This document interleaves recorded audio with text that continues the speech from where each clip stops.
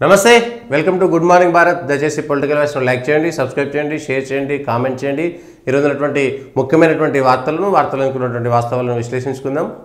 అయితే వర్షాలు పడుతున్నాయి చాలా రోజుల తర్వాత. ఈ వర్షాకాలం సీజన్లో తొలిసారి ఒక వర్షాకాలం లాంటి ఫీలింగ్ వచ్చింది.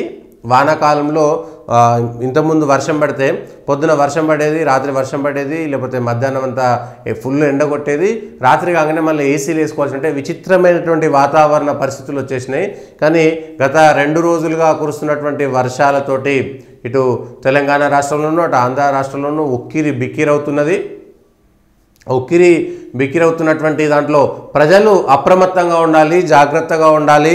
ప్రభుత్వం వాళ్ళు వచ్చేంత వరకు ఏదో చేయాలని కాకుండా ప్రజలు ఎవరికి వారు, ముఖ్యంగా జ్వరాలు ఇట్లాంటివన్నీ ఉన్నటువంటి వాళ్ళు కూడా జాగ్రత్తగా ఉండాలి. పిల్లలు ప్రయాణాలు చేసేటప్పుడు కూడా నిన్న ములుగులో హైవే మీద పెద్ద ఒక వృక్షం విరిగి పడింది. కాబట్టి ప్రయాణాల్లో ఉండేటువంటి వాళ్ళు కూడా జాగ్రత్తగా ఉండాలి. ఇప్పటికే 2 రాష్ట్రాలకు సంబంధించినటువంటి అధికారులంతా కూడా అప్రమత్తంగా ఉన్నారు. కాబట్టి ఈ రోజంతా కూడా మొత్తం వర్షం ఉంటుందనేటువంటి వాతావరణ సూచన హెచ్చరిక మేరకు ఖచ్చితంగా లోతట్టు ప్రాంతాల్లో ఉండేటువంటి వాళ్ళు కానీ, హైదరాబాద్లో ఉండేటువంటి ఈ నాలాల పక్కన ఉండేటువంటి వాళ్ళు, లోతట్టు ప్రాంతాల్లో ఉండేటువంటి వాళ్ళు మరింత జాగ్రత్తగా ఉండాలి. పాతబడినటువంటి పురాతన బంగ్లాలు కానీ లేకపోతే ఇండ్లు కానీ ఆ పడవబడ్డటువంటి వాటి దగ్గర కూడా జాగ్రత్తగా ఉంటే మంచిది.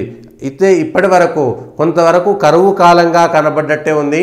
ఇప్పుడు వస్తున్నటువంటి వర్షాలతోటి రైతన్నలకు మేలు కలుగుతుందా, కీడు కలుగుతుందా? దీంతో పత్తి పంట కానీ వరి కానీ మునిగిపోతుందా? అంటే నిన్నటి దాకా సకాలంలో వర్షాలు మాత్రం రాలేదు.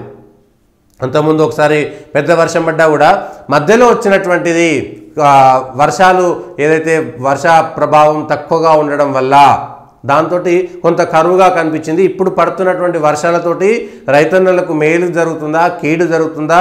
ప్రభుత్వం కూడా దీనిపైన స్పందించి వెంటనే, ఎందుకంటే పంటలు మునిగిపోయేటువంటి పరిస్థితులు వస్తున్నాయి, పత్తులు మునిగిపోతే వాటికి మురిగిపోయేటువంటి పరిస్థితి కూడా ఉంటుంది. కాబట్టి దానికి ప్రత్యామ్నాయంగా రైతులకు ఏ విధంగా రక్షణ కల్పిస్తారు, రైతులకు ఏ విధంగా సాయం చేస్తారు, రైతులకు ఏ విధంగా సూచనలు చేస్తారు ప్రభుత్వ యంత్రాంగం, మార్కెటింగ్ నుంచి మొదలు పెడితే, వ్యవసాయ శాఖ నుంచి మొదలు పెడితే ప్రతి ఒక్కరూ ఆయా గ్రామాల్లో ఉన్నటువంటి రైతులకు ఏ విధంగా సాయం చేస్తారనేటువంటి అంశంపైన కూడా ఒకసారి ప్రభుత్వం స్పందిస్తుండాలి. ఈ వర్షాకాలంలో ఉన్నటువంటి దీనివల్ల, ఈ ప్రభావం వల్ల ఇబ్బంది పడేటువంటి అవకాశం ఉంది.